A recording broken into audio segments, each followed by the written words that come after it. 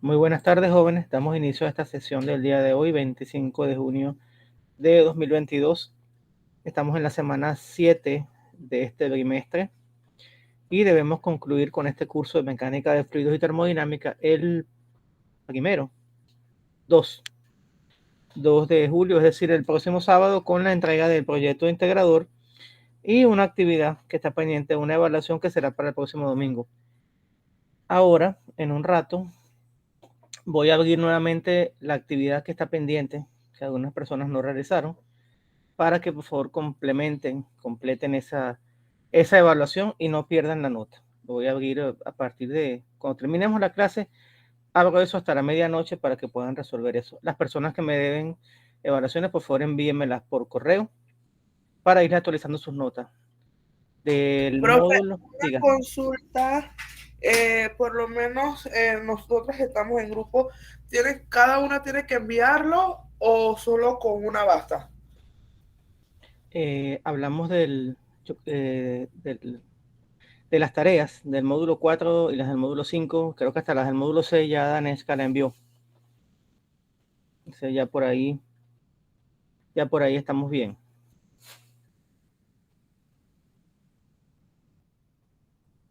A lo que les estaba comentando es que tengo esas actividades, no las he corregido. Yo comencé a corregirlas y que algunos resultados que ustedes presentaban discrepaban de los que yo tenía. Les pedí que me enviaran los cálculos y ahora, bueno, me toca entonces volverlo a revisar.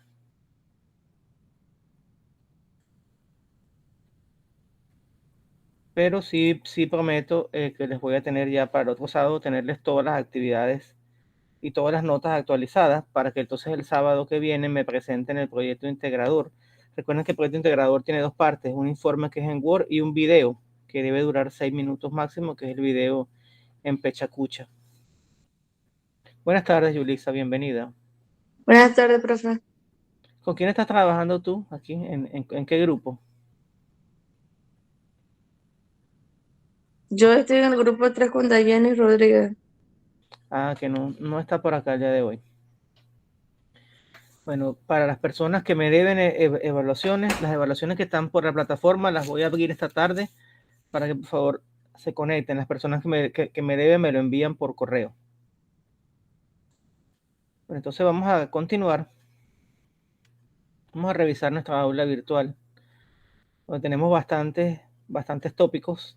Hay mucha información que deben ustedes revisar, que les será de utilidad pues para su ejercicio profesional.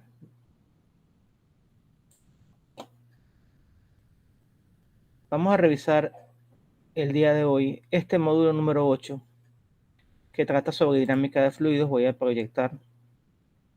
Déjenme que primero voy a abrir.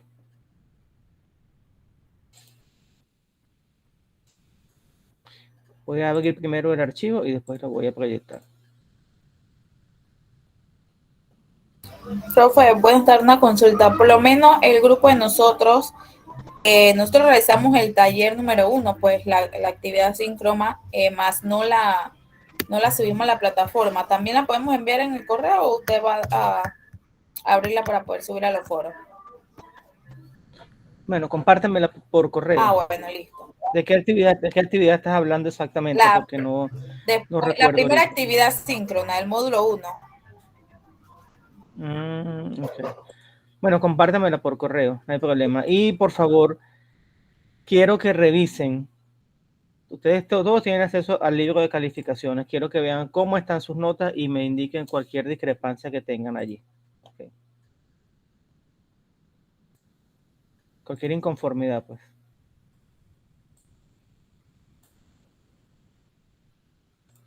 Bueno, voy a buscar aquí el archivo que debo proyectar.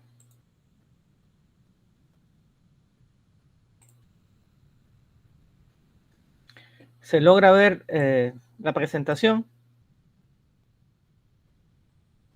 Sí, profesor. Muy bien, la semana pasada estuvimos conversando algunos conceptos de hidrostática, es decir, cuando se estudian los fluidos cuando están en reposo. Se considera que un fluido está en reposo, por ejemplo, cuando está en una piscina, cuando está en un tanque, allí más o menos se puede considerar que está en reposo. Y allí vimos, por ejemplo, la semana pasada, que la presión cambia con la profundidad. Es decir, cuando yo estoy, por ejemplo, es el típico ejemplo de la piscina, en la superficie de la piscina tiene una presión que es igual a la presión que ejerce la atmósfera sobre esa capa, digamos, sobre esa capa de agua. Pero a medida que ustedes van hacia el fondo de la piscina, la presión va incrementando de forma lineal con la profundidad. Entonces, por ese motivo es cuando estamos en la profundidad, siempre nos molestan un poco los oídos. Entonces,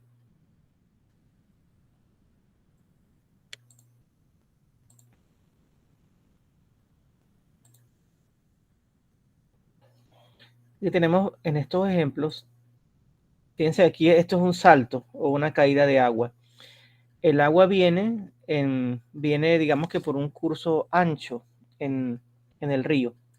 Cuando llega al salto, ahí hay una reducción en la sección. Entonces, por ese motivo, por ese estrechamiento, como dice allí, hay un incremento en la velocidad del fluido. Entonces, por ejemplo, ¿para qué nos sirven a nosotros esos incrementos de la velocidad? Bueno, nosotros aprovechamos esa energía que tiene el agua, por ejemplo, para producir hidroelectricidad. No sé si han tenido la oportunidad de ir a una central hidroeléctrica, y allí en las centrales hidroeléctricas lo que se hace es aprovechar la energía que tiene el fluido para mover una turbina hidráulica y por ende generar hidroelectricidad. Entonces, cuando tengan la oportunidad de ir a visitar una central de ese tipo, vayan, que es una experiencia bastante interesante.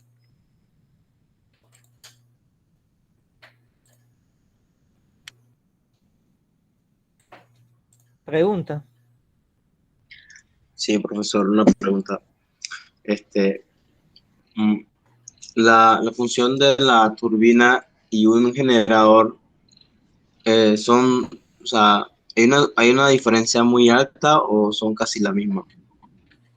Bueno, lo que pasa es que la turbina es un dispositivo ingenieril que lo que hace es convertir la energía de un fluido en energía cinética. ¿Okay? Entonces, para generar potencia.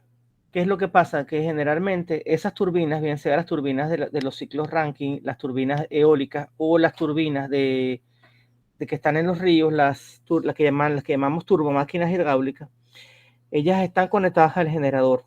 Entonces, ellas tienen ese movimiento y están conectadas a un generador eléctrico de corriente alterna. Y ese generador de corriente alterna es el que te produce la electricidad. ¿Responde esto a tu pregunta? Sí, profesor. Muy bien. Entonces, continuamos entonces por acá.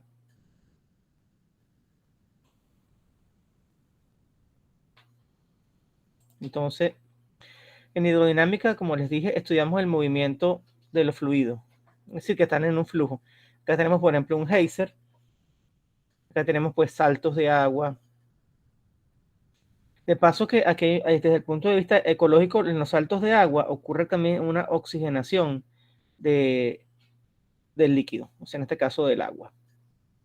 Entonces, vamos a ver algunos conceptos que tenemos que manejar para entender cómo se comportan los fluidos cuando están en movimiento. En primer lugar, consideramos que son incomprensibles o incompresibles, mejor dicho. Por tanto, la densidad se mantiene constante. Hay fluidos con flujo estable o estacionario, es decir, que la velocidad y presión no dependen del tiempo. Flujo laminar. Cuando hablamos de flujo laminar, es un flujo que se comporta como linealmente, o sea, suavecito, que no hay. Pero el flujo laminar, eso por lo general no existe. Generalmente el flujo es turbulento. Cuando uno abre, por ejemplo, el grifo en la casa, el agua está teniendo un flujo turbulento. Flujos irrotacionales, que las líneas de flujo no se cierran sobre sí mismas. Flujos no viscosos, es decir, que no ejercen resistencia al movimiento entre capas contiguas de fluido. Bueno, esto es una idealización. Los fluidos también son viscosos. Pero bueno, se considera que esa viscosidad que tienen entre las diferentes capas contiguas del fluido no se considera que es despreciable. Cuando es importante la viscosidad es cuando vamos a conducir un fluido por una tubería. Por ejemplo, ¿quién de ustedes tiene automóvil? Yo. Ok. ¿Qué automóvil tienes tú? Y disculpa la curiosidad, no es por nada, sino para saber. Un Mitsubishi L200. Ok, ¿qué año es? O sea, es diésel, Ajá, es vehículo diesel, diésel. ¿De qué 2002, año es? 2012. Ok, entonces, ¿qué aceite te recomiendan el concesionario que tú utilices? Eh, bueno, yo no, de eso no sé. Yo nada más digo, denme un aceite para carro diésel 2012. Bueno, yo he tenido vehículos diésel también, ¿ok? Y generalmente los aceites que utilizan ese tipo de vehículos, tanto las Isuzu como las Frontier, como las Hilux, como las L200, generalmente, a menos que haya cambiado la especificación, pero de acuerdo al año que me estás diciendo, usan un aceite para motor diésel, por supuesto, 15W40. Entonces es un aceite que llamamos multigrado. Entonces, ese aceite, tú debes utilizar el aceite que te recomienda el fabricante. Porque, ¿qué sucede? Aquí en Panamá es un país caliente, ciertamente. La viscosidad de un aceite cambia con la temperatura. Entonces, cuando el carro está caliente, no hay problema. El aceite está caliente y fluye fácilmente por los conductos, los diferentes conductos de lubricación del vehículo.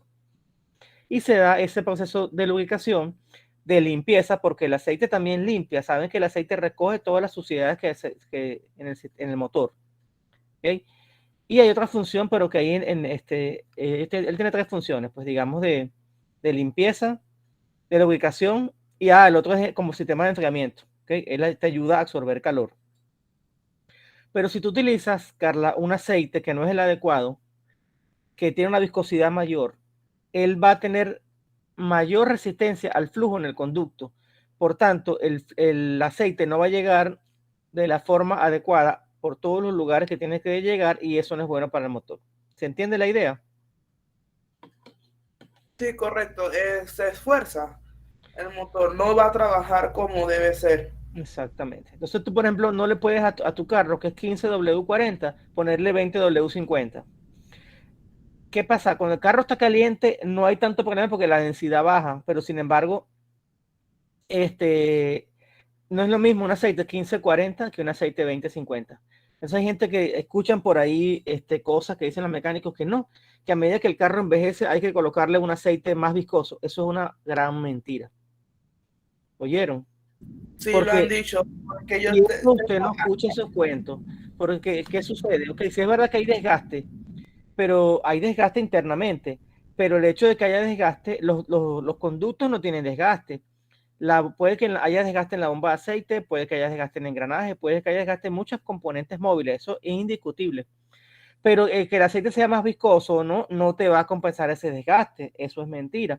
Más bien lo que va a pasar es que el aceite le va a costar más trabajo circular por el sistema de lubricación. Entonces le estás metiendo más exigencia a la bomba de aceite, por ejemplo.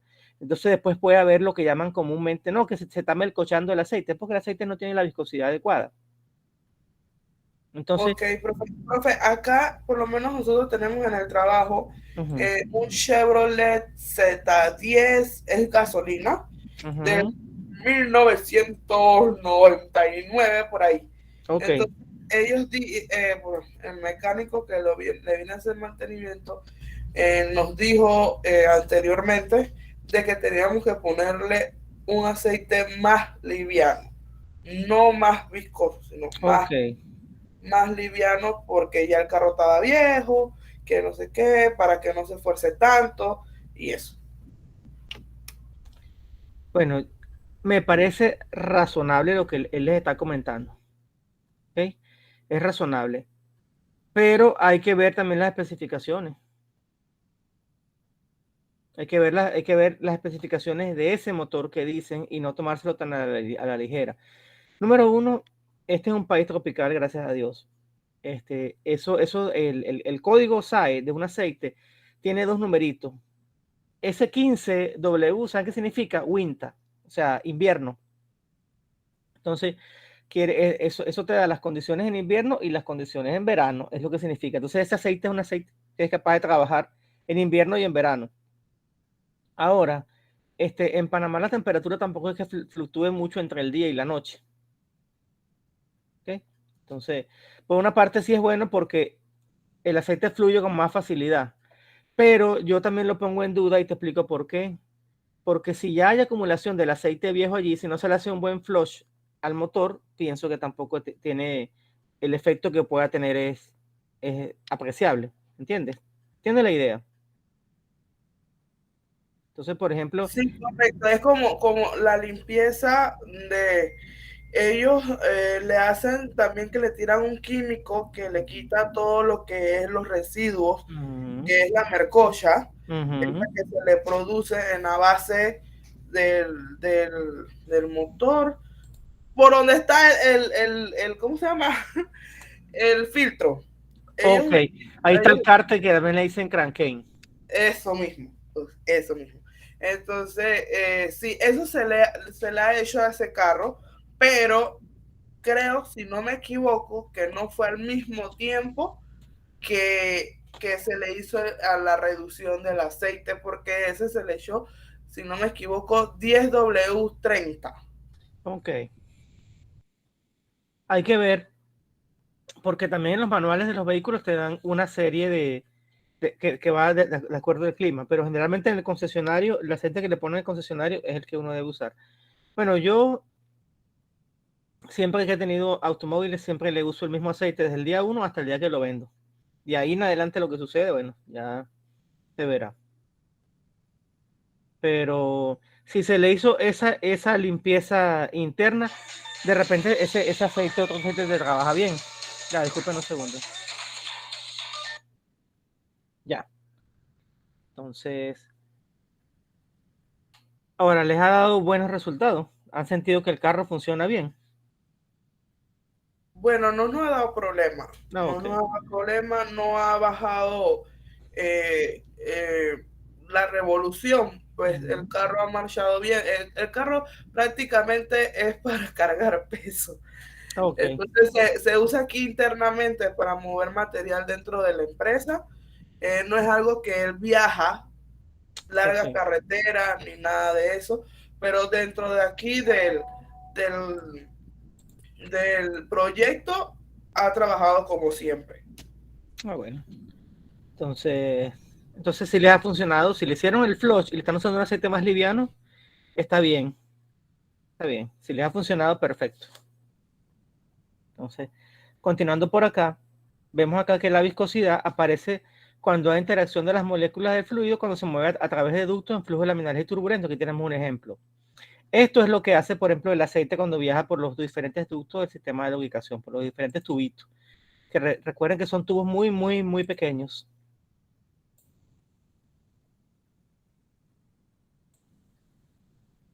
Y entonces se asume este concepto de tubo de flujo, este modelo, que el fluido cuando va viajando por una tubería se comporta, pues toma la forma de la tubería y se comporta de esta manera. Aquí tenemos líneas de corriente, diferentes líneas de corriente. Y bueno, una molécula de fluido tiene una velocidad, que es la velocidad que, digamos, en dirección del... Ya va, disculpen ustedes un segundo, ya va.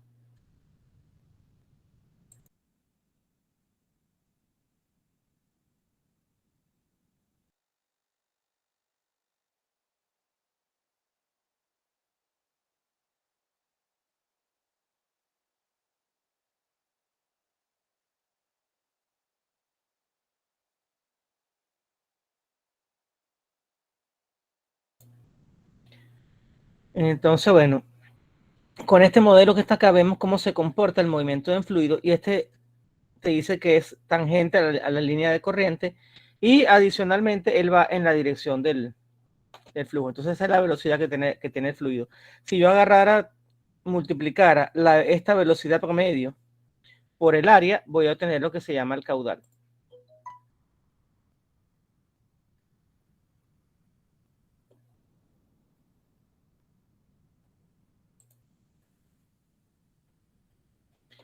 Y entonces tenemos aquí una serie de conceptos que es bueno conocer.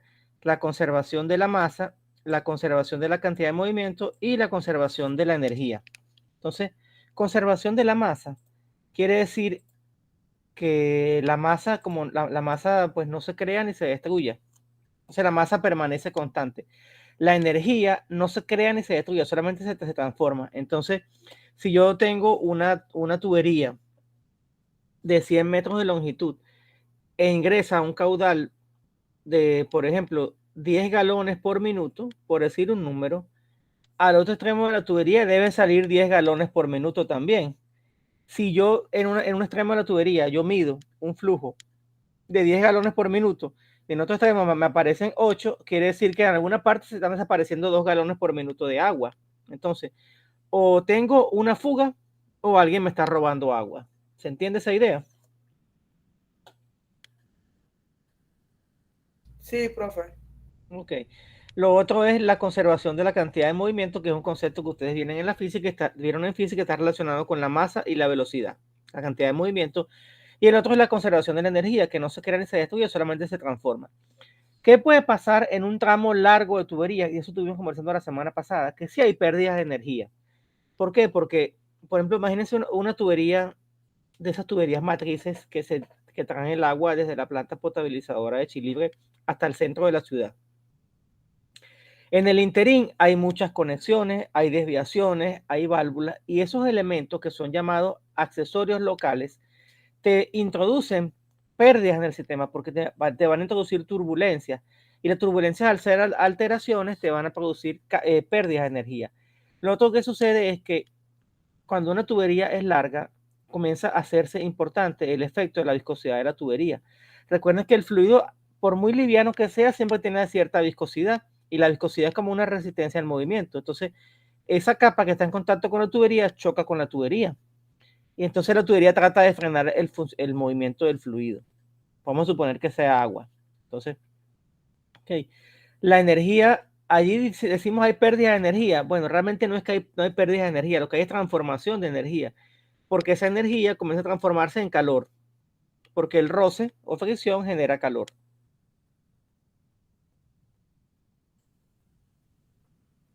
Entonces, esto es lo que yo les mencionaba, la ecuación de continuidad, que por ejemplo en esta sección, fíjense que tenemos una sección de tubería, luego hay un cambio de sección, que eso es típico, que haya cambio de secciones en los acueductos, y la cantidad de agua que pasa por acá es la misma cantidad de agua que pasa por acá. Aquí también sucede una cosa interesante. Cuando hay un cambio de sección, de una sección más pequeña a una sección más grande, como tiene que conservarse el caudal, que al fin y al cabo es la cantidad de agua que pasa por unidad de tiempo, entonces se produce un incremento de velocidad.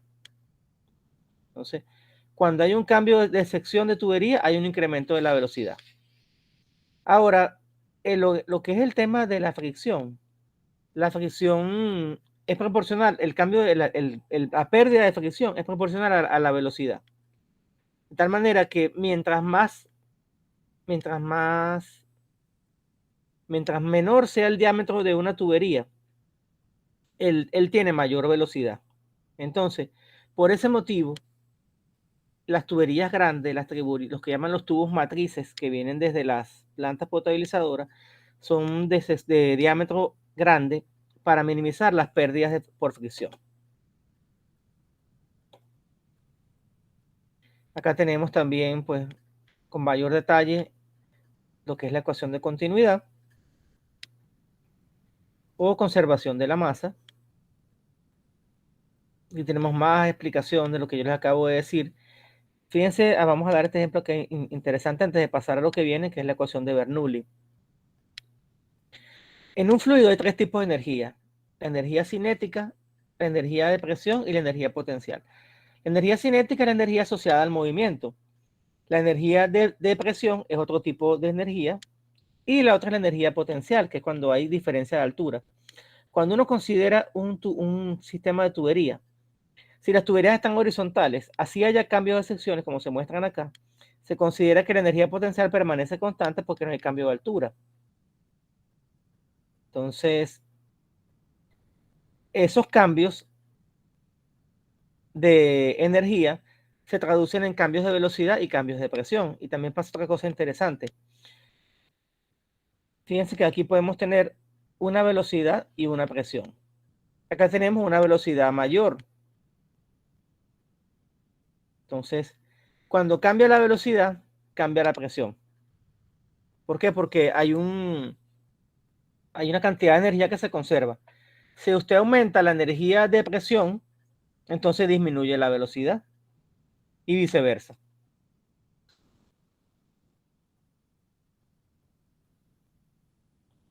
Y acá tenemos un ejemplo resuelto, donde una manguera para incendios tiene un diámetro de 12 centímetros, es decir, media pulgada, y en la boquilla se reduce a un diámetro de 3 centímetros. ¿Para qué yo hago una reducción del diámetro? Sencillamente lo hago es para aumentar la velocidad.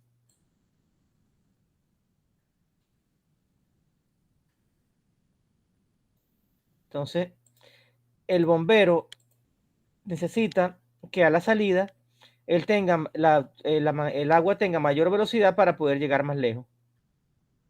O sea, fíjense que, por ejemplo, inicialmente, como el diámetro es 12 centímetros, tenemos un radio de 6 centímetros. Y tenemos su velocidad. Tenemos también el radio a la salida. Podemos calcular el área. Podemos calcular el área a la entrada y a la salida. Y bueno, de esa manera, sabiendo que es una sección circular porque es una manguera, sabiendo que las áreas son el pipo del radio al cuadrado, calculamos cada área. Y sabemos después, al final de todo, que V2, o sea, la velocidad, aquí está mejor dicho, el área 1 por su velocidad es igual al área 2 por la velocidad 2. Esto siempre se va a cumplir. Cuando yo analizo dos tramos de tubería, el área por la velocidad en la sección 1 es igual al área por la velocidad en la sección 2. Eso me lo da la ecuación de continuidad. Y bueno, después de la velocidad, fíjense que en la salida la manguera tiene el agua tiene una velocidad de 32 metros por segundo. ¿Por qué? Porque yo quiero que el agua llegue lo más lejos posible para poder apagar los incendios. Y aquí en esta sección me calcularon el caudal. Es un caudal pequeñito. Caudal bien pequeñito. Y ahora sí pasamos acá a la ecuación de Bernoulli. Que la ecuación de Bernoulli no es más que la representación de las tres energías que se considera que tiene un fluido en movimiento. La energía de presión, que ya les mencioné, la energía de cinética o energía asociada a la velocidad con que se mueve el fluido, y la energía potencial, o esa que se da por una diferencia de altura. Entonces, es importante considerar la diferencia de alturas, por ejemplo, cuando se va a diseñar un sistema de bombeo para un edificio. Porque no es lo mismo que yo quiera subir agua desde la planta baja hasta el piso 1, que desde la planta baja hasta el piso, qué sé yo, al piso 40, de una torre como esta que están allí en Costa del Este o en la cinta costera. Entonces, las bombas tienen que tener un trabajo importante para poder bombear el agua hasta el último piso.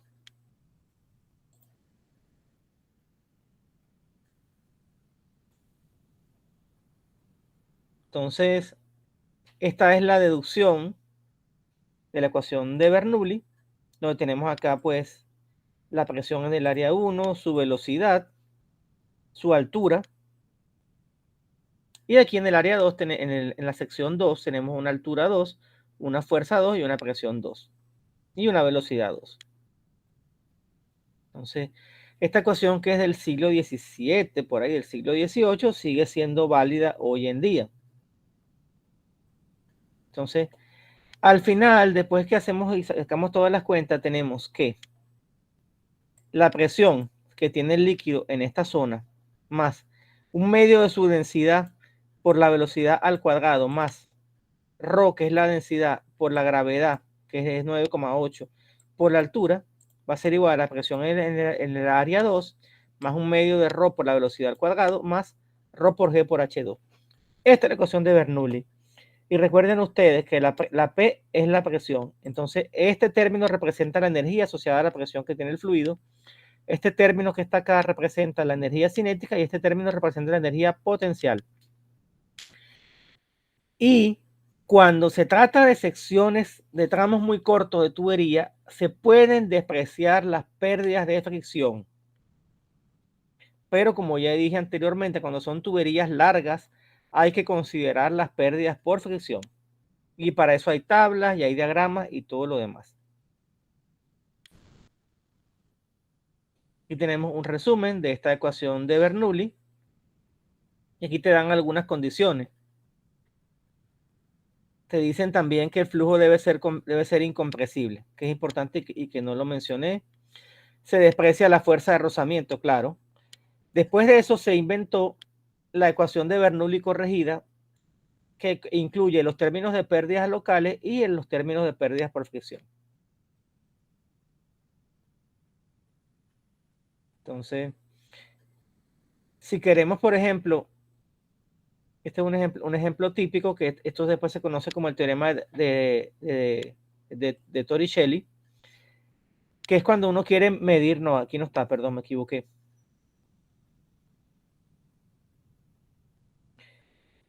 Esto que le iba a comentar yo de la fuerza de Torricelli, es que el teorema de Torricelli, que es un caso, una aplicación del teorema de Bernoulli, es para determinar la velocidad que tiene un flujo. Por ejemplo, cuando uno tiene imagínense que uno tiene un cooler de estos de,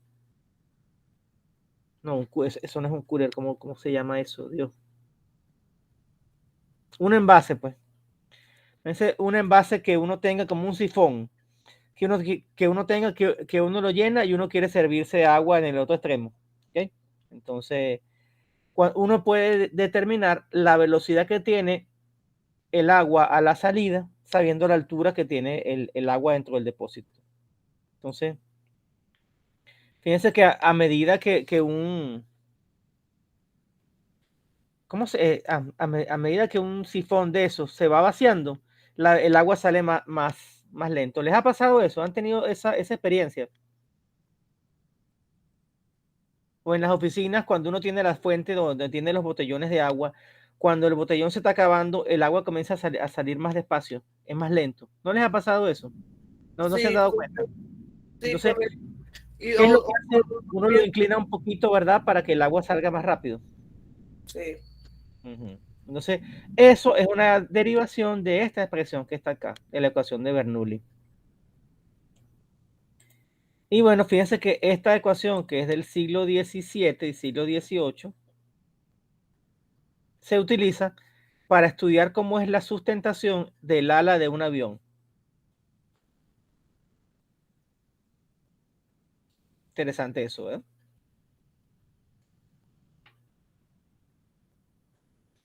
Aquí tenemos otra aplicación importante de la ecuación de Bernoulli, que es el efecto Venturi. Entonces, ya me había adelantado un poco. Tengo una tubería donde hay un cambio de sección. ¿Por qué yo necesito tener cambios de sección? Bueno, por diversas razones. Entonces, aquí tengo una presión y una velocidad. Si el área, esta área que está acá en la sección 2, es mayor, por tanto la velocidad baja. Entonces, si la velocidad baja, como hay una conservación de la energía, entonces la presión acá tiene que ser mayor. Y aquí está la conclusión. Donde la velocidad es mayor, la presión es menor.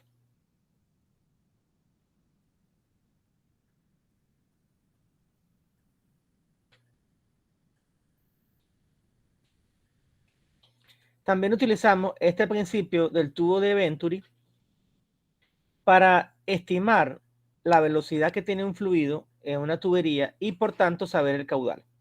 Entonces, esto es muy común, por ejemplo, en lo que es lo que es la calibración de los medidores de flujo. Ustedes saben que, pues, por ejemplo, en las estaciones de servicio tienen unos dispositivos para medir el caudal. Y ese dispositivo se llama rotámetro.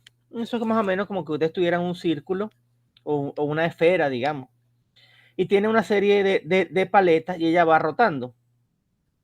A medida que va rotando, va midiendo entonces el flujo y con eso se sabe el caudal y con eso se sabe la cantidad de gasolina que nos venden. Entonces, esos equipos deben ser calibrados. Entonces, ¿dónde tenemos este tipo de medidores? Tenemos esos medidores en las casas, que es lo que nos instala el IDAM, en las bombas de gasolina y para diversas aplicaciones. Por ejemplo, en las industrias donde hay dosificación, es muy importante que esos equipos estén bien calibrados. Imagínense que una fábrica de soda, por ejemplo. Por ejemplo, para hacer cierta cantidad de soda se falta tanta cantidad de agua, tanta cantidad de ácido, tanta cantidad de jarabe. Entonces, eso tiene que estar bien dosificado. Entonces, es importante que esos dispositivos estén bien calibrados. Y para hacer esa calibración se llevan a un laboratorio de calibración. Y el aparato que se utiliza para hacer esa calibración es un tubo de Venturi.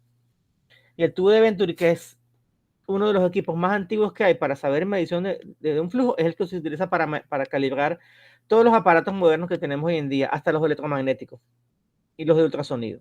¿Qué les parece eso?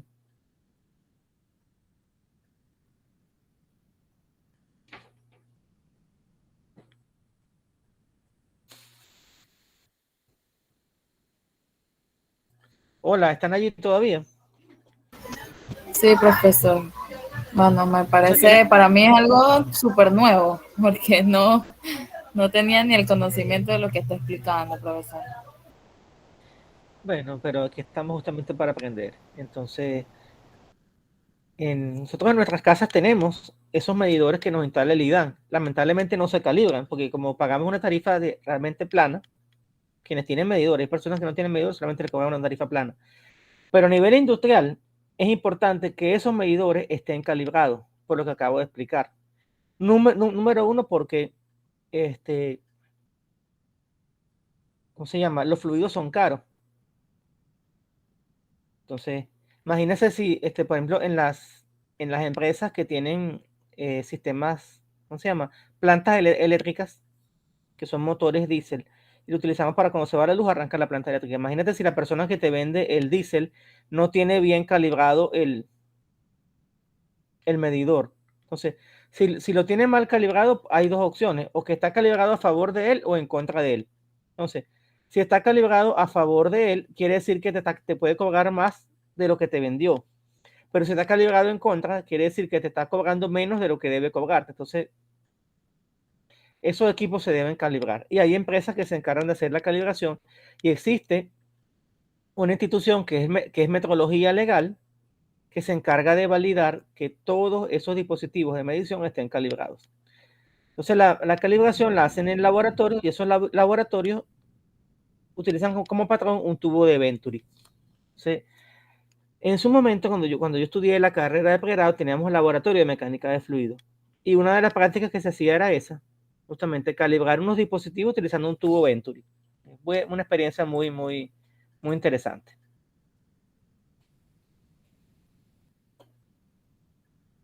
Y allí uno tenía también en el laboratorio, teníamos un banco de pruebas y teníamos que estos son los piezómetros, que estos te permiten medir la presión de la línea.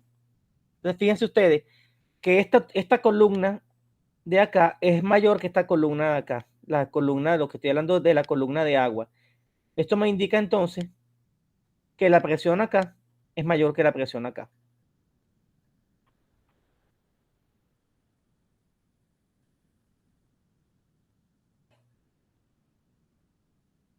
Y aquí no se menciona en esta presentación, pero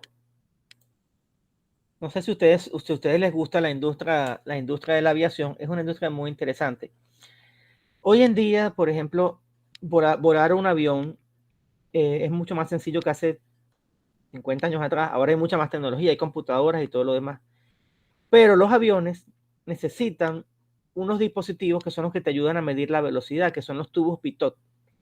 Los tubos Pitot es algo similar a lo que acabo de mostrar. Sencillamente es un tubo donde hay un ingreso de aire y ese aire es el que eso te permite saber cuál es la velocidad. Es un principio muy viejo, un principio desde que sea muy viejo, tendrá un tubo Pitot, tiene más de 100 años. Pero ese dispositivo que tiene más de 100 años y que si les da curiosidad, los invito a que ustedes busquen en Google cómo funciona un tubo Pitot, busquen un tutorial. Ese equipo emite señales que son analizadas por la computadora de los aviones. Y en una ocasión, a mí que me encanta ver esos programas de aviación, hubo un accidente horrible porque en el orificio del tubo Pitot, que es como un tubito de bronce donde ingresa aire, hubo una congelación. Y no hubo una congelación. Estaban haciendo una pintura al avión y para proteger el tubo Pitot le colocaron tape. ¿Qué pasó? Que el avión despegó y el tape se quedó pegado allí. Como no ingresaba el aire, por el tubo, la computadora recibía una señal equivocada y tomó decisiones equivocadas y hubo una catástrofe aérea. ¿Qué les parece a ustedes eso? Terrible, ¿verdad? Horrible. Por un Horrible. descuido. Un descuido, un tape te tumbó un avión. Pero ¿qué Lo, es lo que...? lo tumbado. Ay, Dios mío. Sí. Y otras cosas que han pasado, por ejemplo, a veces hacen cambio en los tornillos de las ventanillas de los parabrisas de los aviones y no colocan los tornillos adecuados. Colocan lo que mejor les parece. Hay que seguir bien las especificaciones. Entonces, eso es muy, muy delicado. Y no solo en la industria de la aviación, claro, porque son accidentes fatales, pero en la industria automovilística también es bien importante colocar las refacciones adecuadas, los repuestos adecuados, no colocar lo primero que se nos antoje, porque miren las consecuencias después. Pero lo que quería decir es que estos principios, que son los principios básicos, son los que alimentan las computadoras. Entonces, aviones tan sofisticados como esos Airbus que tenemos ahora y los 737, 747, bueno, 747 es viejo, el 777, que es uno de los mejores aviones de todos los tiempos, se basan en principios básicos también para alimentar sus computadoras y todo lo demás. Entonces, y aquí está el ejemplo que yo les comentaba, miren, que yo puedo, que es lo que tenemos en la oficina, que así es como se estima la velocidad a la salida de un surtidor de eso en función de la altura. Y si la altura va disminuyendo, pues la velocidad va saliendo. Y aquí una foto aquí ejemplificante de las cosas. Entonces, bueno, mire, este tema sumamente interesante. De verdad que lamento no tener más tiempo. Lamento no tener más tiempo para explicar con mayor detalle estas aplicaciones de la mecánica de fluidos. Es sumamente interesante, de verdad. Pero bueno, dentro del perfil que ustedes tienen, que es un perfil más orientado hacia la logística, lo que se pretende es que tengan una idea general y una comprensión de las propiedades de los fluidos. No se pretende que ustedes vayan a calcular redes de tubería, ni nada de eso. Solamente se pretende que ustedes entiendan, ¿okay?, los principios básicos del funcionamiento de un fluido, que entienden que hay una propiedad que se llama viscosidad, que es la oposición al movimiento, que entiendan también que la densidad es la masa sobre el volumen, y que entiendan que en general la viscosidad cambia con la temperatura. Entonces, ¿qué es? ¿Para qué? Bueno, para que ustedes sepan, ya Carla por ahí sabe que no le puede poner 20-50 al automóvil, tiene que seguir usando 15-40 hasta que decida venderlo, y de ahí en adelante, bueno, ¿ok? Que la viscosidad cambia con la temperatura, que cuando una tubería es muy larga hay que considerar las pérdidas de fricción, y por eso es que unas veces ustedes ven que en los acueductos hay que colocar estaciones de rebombeo. ¿Por qué? Porque cuando llega el agua allí a esa zona hay una pérdida, y es que esa pérdida hay que compensarla para que pueda seguir el agua llegar con buena velocidad y con buena presión hasta las diferentes casas que aún les queda por atender. Bueno, preguntas hasta ahora. ¿Qué les ha parecido pues este tema?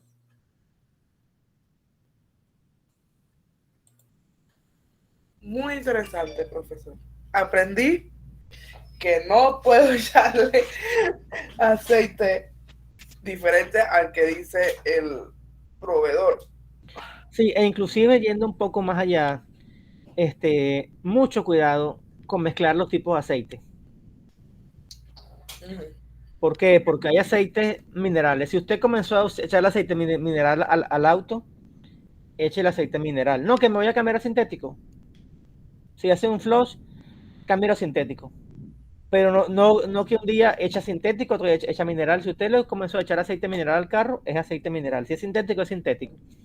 No escatimen en añadirle un buen aceite a su automóvil, ¿saben?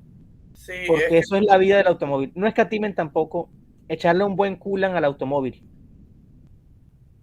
Ajá, eso sí me lo explicaron, porque a veces cuando el bolsillo está limpio y se le fue el coolant, échale agua. Ok, sí, está bien, Carla. Sí le puede echar agua, porque a mí también me tocó hacerlo una vez. Sí, pero le puede echar agua.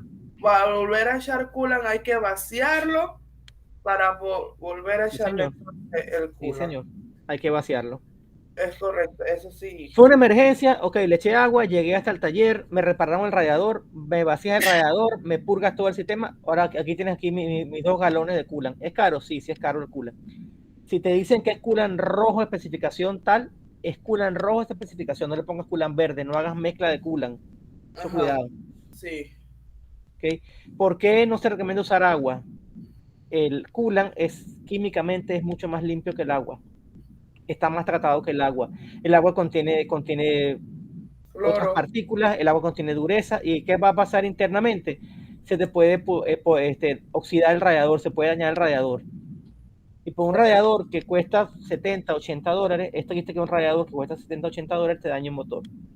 Sí, correcto. Miren que yo trabajaba en una empresa hace algunos años atrás y me llamó la atención que yo nunca había visto esto. Un motor Caterpillar de una planta eléctrica dañado. Nunca, es la primera vez que yo veía un motor de esa naturaleza dañado. Y pregunté qué pasó con ese motor. Se había recalentado. ¿Y por qué se recalentó? Porque el proveedor que le hacía servicio, me reservo el nombre, no le echaba coolant, sino que le echaba agua al radiador. El radiador se pudrió y adivina, se fundió el motor. Es triste que por no echarle el coolant se le fundió ese motor. Estamos hablando de que una planta de esa costaba $50,000 en su momento, una planta eléctrica Caterpillar. Bastante dinero. Bueno, Y a veces el agua viene con, por lo menos cuando se va el agua que hacen reparaciones, viene con residuos de lodo, viene con a veces me ha tocado cuando se va el agua y regresa hasta fragmentos como metálicos. Sí, claro que sí. Claro, porque acuérdate que la tubería internamente tiene corrosión también, sobre todo son tuberías viejas. Fíjense que el tema del agua, mira, el tema del agua es sumamente interesante. A mí me encanta hablar de agua. Una de mis primeras experiencias como ingeniero fue en plantas potabilizadoras de agua. Bien interesante. Les pido que cuiden el agua. Este es un país que consume demasiada agua. El promedio mundial que recomienda la Organización Mundial de la Salud es 250 litros por día. Aquí se gastan más de 400, o sea que estamos desperdiciando el agua. Y una vez estaba haciendo una pequeña investigación y lo que pierde el canal por año por el agua que nos da es como 150 o 180 millones por año, lo que deja de percibir el canal de Panamá por el agua que nosotros consumimos. Entonces, si minimizáramos ese consumo de agua, bueno, el canal pudiera tener como unos 100 millones de dólares más, que no son nada malos, y que pudiera invertirlo en otra cosa. ¿Ok? En repartirlo en el pueblo. Pero bueno, mira, ahí hablándoles, miren, con toda la honestidad del mundo, hay que tener mucho cuidado con eso. Repartirlo en el pueblo, si tú tienes 100 millones y lo vas a repartir entre 4 o 5 millones de habitantes, le tocan $20 a cada uno. ¿Tú crees que tú le das $20 a cada uno de nosotros al año? ¿Crees que eso nos alivia en algo? Honestamente, sin que te quede nada por dentro. No, entonces, ¿en qué debería invertirse, por ejemplo, eso? Bueno, entonces vamos a mejorar nuestras escuelas. Si agarráramos y hiciéramos esa inversión en tener escuelas públicas excelentes, donde el niñito llegara y le diera su comida, fuera muy bueno. ¿No creen ustedes que sería ideal? Pero no lo hace. Es triste. O que, por ejemplo, fíjense ustedes una cosa que siempre me llama la atención de nosotros, los países latinoamericanos. En los países latinoamericanos, generalmente, la educación superior es muy buena, la pública. Eso es indiscutible. Es la experiencia que yo he visto. Pero ¿qué pasa? Que las escuelas y los liceos son deficientes y nos obligan entonces a nosotros los padres a inscribir a nuestros hijos en escuelas privadas. Entonces uno los inscribe en escuelas privadas para que después, cuando se gradúen de bachilleres, puedan aplicar a un cupo en la tecnológica, o ¿cómo se llama? La Universidad Nacional, o en la Universidad de Chiriquí, si está en Chiriquí, o en las otras dos universidades oficiales que hay aquí en Panamá. Entonces... Es correcto. Yo estuve en el IJA. Mi papá desde cuarto año hasta sexto yo estuve en el IJA.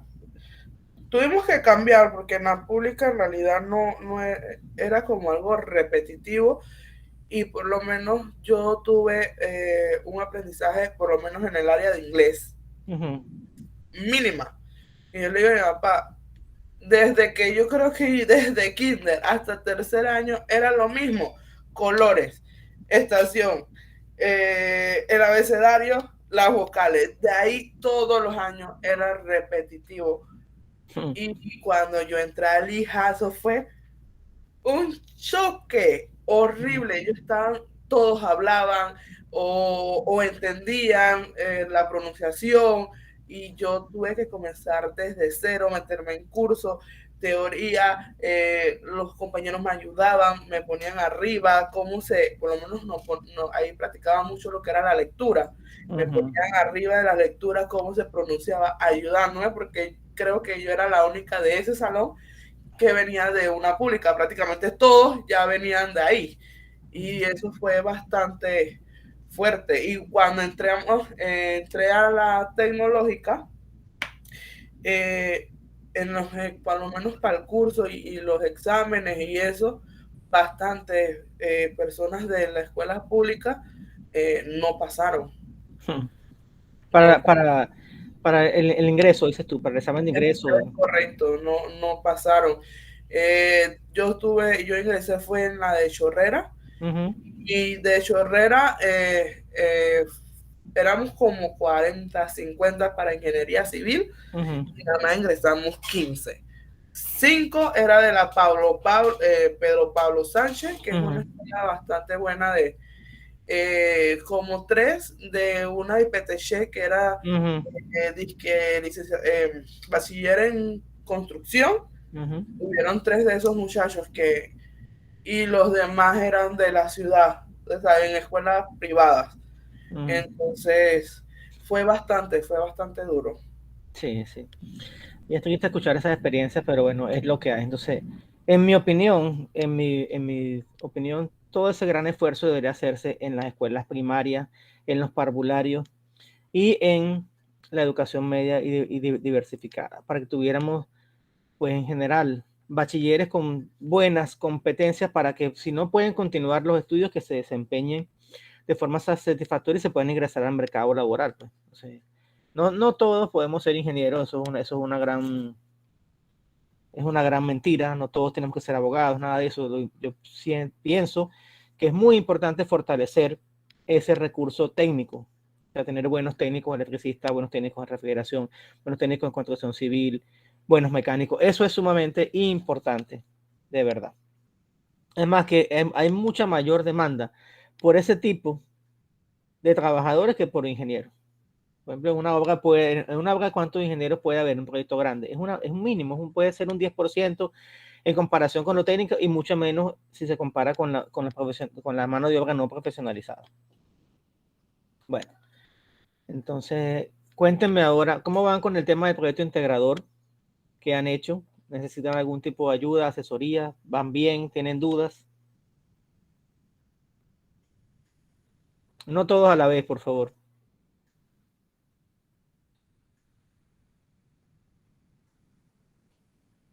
Profesor, una consulta.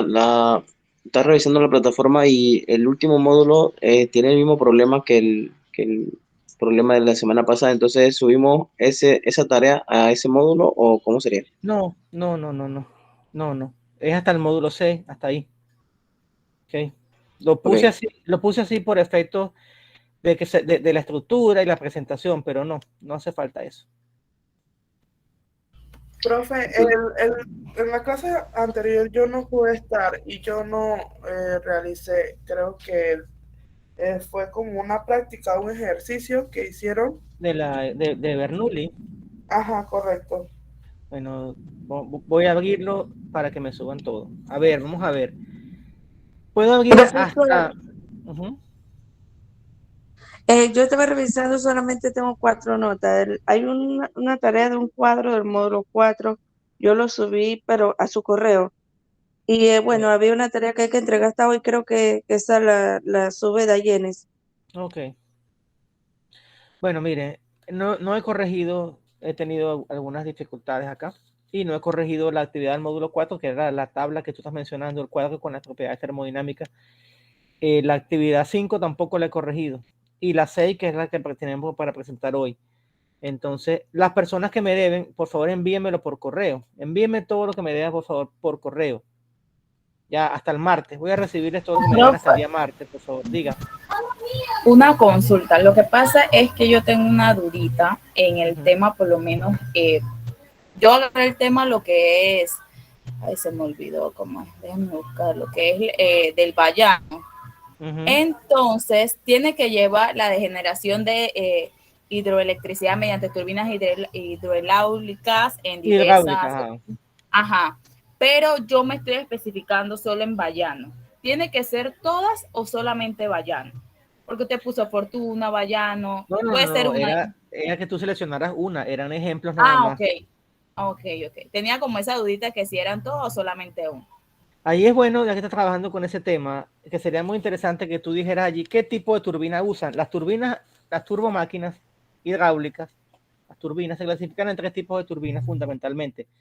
Turbinas Francis, que es la más común, turbinas Kaplan y turbinas Pelton. Y expliquemos rápidamente de qué significa cada una. Por ejemplo, las turbinas Pelton, que son tal vez una de las más antiguas que hay, se instalaban cuando había saltos, es decir, diferencias de altura muy grandes y caudal pequeño, poco caudal. Esas son las turbinas Pelton. Las turbinas Francis probablemente son las turbinas más utilizadas. Turbinas para caudal medio y diferencia de altura media. Y por último, las turbinas Kaplan, que son las que se instalan cuando hay diferencias de altura muy pequeña, pero un caudal muy alto. Entonces, por ejemplo, en un río como el río Juan Díaz, de acuerdo a si se consigue un pequeño cambio, un pequeño salto, en ese pequeño salto hay que evaluar la altura y hay que evaluar, por ejemplo, el caudal. Si ese caudal y ese salto tienen ciertas características, es posible que ahí lo vamos a recomendar es una turbina Kaplan. Que, por ejemplo, cuando comenzó el uso de las turbinas para hidroelectricidad en diferentes países de América Latina, cuando había ríos así con cierto caudal como el río Juan Díaz, utilizaban turbinas Kaplan. Pero cuando estaba en una zona montañosa que habían saltos de gran diferencia de altura y poco caudal, instalaban turbinas Pelton. Ahora, probablemente en el Vallano, lo que tengan sea turbina Francis, pero no estoy seguro. Entonces, eso me parece interesante que indiques allí qué tipo de turbina se usa allí. De Es la que del la Vallano, profe. que Uh-huh. Uh-huh. Porque mi trabajo final, nosotros estamos trabajando con respecto a la represa del Vallano. Uh-huh. Sí, allí en Vallano. Allí me dicen si es turbina Francis o turbina Kaplan. Creo yo que es Francis. Pero bueno, eso es parte de lo que ustedes van a investigar. Sí, sí, me parece que sí, esa parte la investigué yo, me parece que sí. sí es Francis. Bueno, la mayoría de las lecturas que salen, pues es esa.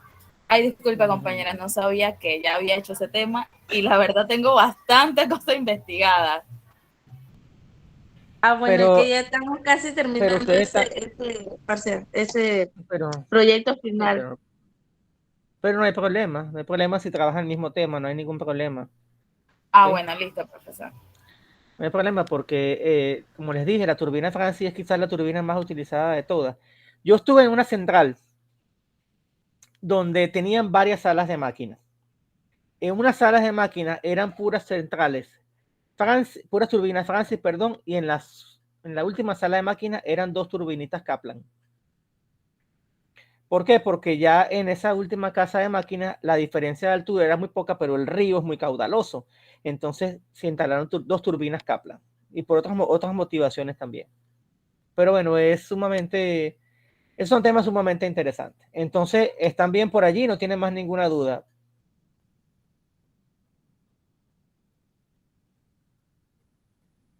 Por ahí el grupo de Juliet y de Johan, ¿qué me tienen que me dicen al respecto, sus avances?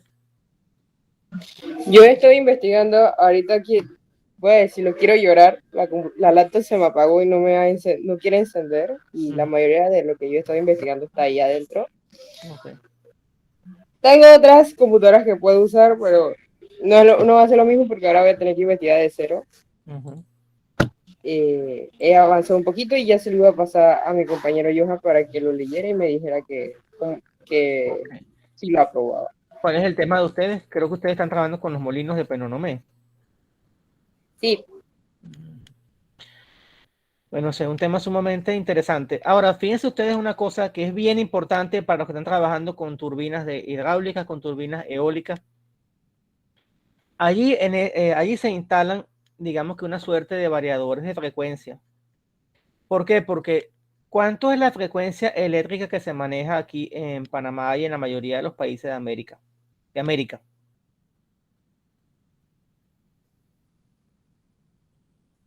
¿Cuál es la frecuencia eléctrica que manejamos acá? Pues generalmente 60 Hz, es decir, 60 ciclos por segundo. Entonces, ¿ustedes creen que una turbina gigantesca como son las turbinas Francis van a poder girar dar 60 vueltas en un minuto? Eso es imposible. Entonces, ellas tienen un ritmo. Ustedes, cuando uno va a Penonomé, uno ve que los molinos giran despacio. Entonces, internamente, ellos tienen allí tendrán cajas reductoras, variadores de frecuencia. ¿Para qué? Para que el generador eléctrico funcione a 60 Hz y pueda mandar la corriente que necesitamos en nuestra casa a 60 Hz, 120 voltios. Entonces, temas muy, muy, muy interesantes. Bueno, ¿alguna otra pregunta, observación, comentario? Entonces, bueno, ya para cerrar, jóvenes, para la semana que viene, la entrega del proyecto integrador, creo que está ya el enlace y el foro para que lo entreguen. No, creo que no lo he puesto todavía. Entonces lo voy a colocar. Voy a colocarlo en el módulo 9, en lo que es el foro para colocar el proyecto integrado, tanto el informe en Word como el video. Recuerden ustedes que por política de la UNICID tienen que presentar un video, su proyecto integrador en Pechacucha. ¿Okay? Número 2, las personas que me deben, por favor, hasta el martes voy a recibir todo lo que me deben, desde el módulo 1 hasta el módulo 6, por favor, hasta el martes, entréguenme todo. No quiero que ninguno de ustedes pierda nota por no entregar las cosas a tiempo. Entonces estoy dando ese beneficio allí para que se pongan al día. Próximo sábado, entrega del proyecto integrador. Con respecto a la última evaluación que hay que hacer de mecánica de fluidos, la hacemos el mismo sábado, la hacemos el domingo, como ustedes quieran. Es una evaluación en Moodle. Es una evaluación que se va a corregir de forma automática. ¿Les parece sábado o domingo? Ustedes me dicen.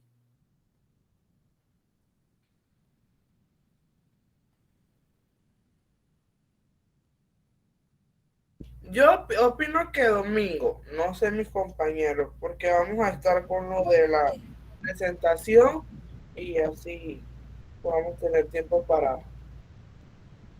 Ok. Domingo por aquí. ¿Quién más? Domingo, profesor. Ok. Ya vamos Domingo, profe. Domingo. Muy bien. Me voy a abrir el domingo desde las 8 de la mañana hasta la medianoche, para que estén tranquilos. Muy bien. ¿Algún otro comentario, alguna otra inquietud, alguna otra duda? Profe, recuerde ponerle los 3 intentos. ¿Cómo? Bueno, 2, pues 2. Los 3 intentos. Ah, entiendo. Está bien. Lo tengo que corregir. Profesor, una consulta. El parcial, pues, que nos va a habilitar ahorita, ¿eso se va automáticamente o tiene un espacio como para uno poder resolver algún problema y poder subirlo antes de las 2? Tiene 2 horas. 2 horas, ok. Para resolverlo, ¿ok? Así que por favor, voy a abrirlo ahorita. En unos minutos lo abro y va a estar disponible hasta la medianoche. Así es que, bueno, sin más nada por el día de hoy, les deseo que tengan entonces unas buenas tardes. Recuerden, está pendiente, diga. Una consulta, es que como he faltado algunas clases, no estoy como, ¿cuáles son los trabajos con nota que hay que entregar? ¿Cuántas notas son? Ok, de lo que llamamos evaluación continua, en total fueron 6 actividades. Actividad del módulo 1, actividad del módulo 2. La del módulo 3, no me acuerdo qué era la del módulo 3. Creo que la del módulo 3 era una imagen interactiva, si no me equivoco. La del módulo 4 era un cuadro de propiedades termodinámicas. La del módulo 5, déjenme revisar qué era porque no lo recuerdo. Voy a consultar el aula. Vamos a ver. En el módulo 4 teníamos era el cuadro que había que completar. En el módulo 5 veamos que teníamos actividad de aprendizaje en módulos 5 y 6. A la del módulo 5 y 6 se trataba de... A ver, ¿qué era? Ya va, que la estoy abriendo. La del módulo 5 y 6 había que... era un ciclo. El grupo de Juliet y Johan, un ciclo ranking básico. El grupo de Carla y Daneshka, un ciclo Brayton. Y el grupo de Dayenis y Yulisa era un ciclo ideal de refrigeración por compresión de vapor. Tienen que hacer un pequeño video de máximo 10 minutos de duración. En el módulo de mecánica de fluidos, que yo hice una sola actividad para los 3 módulos, hay 5 ejercicios, 5 preguntas, pues, de teoría y de práctica, que son de los temas de mecánica de fluidos. ¿Quién más por allí? ¿Quién preguntó? Sí, profesor, esa tarea uno la puede entregar en PPT o tiene que ser por PDF. La tarea del video. No, o sea, la que acaba de mencionar ahorita, la de los 5 problemas. La puede entregar en Word, la puede entregar en PDF. Yo creo que es más fácil entregarla si hacerla en Word. Okay. Hay gente que, por ejemplo, la parte teórica la responde en Word, resuelven el ejercicio, le toman una foto al ejercicio, lo digitalizan, que se vea bien claro lo que hace y lo insertan dentro del trabajo en Word. Bueno, yo con su permiso voy a detener la grabación. Concluimos entonces esta sesión del día de hoy y me quedo acá atento para atender las siguientes preguntas. Hasta luego.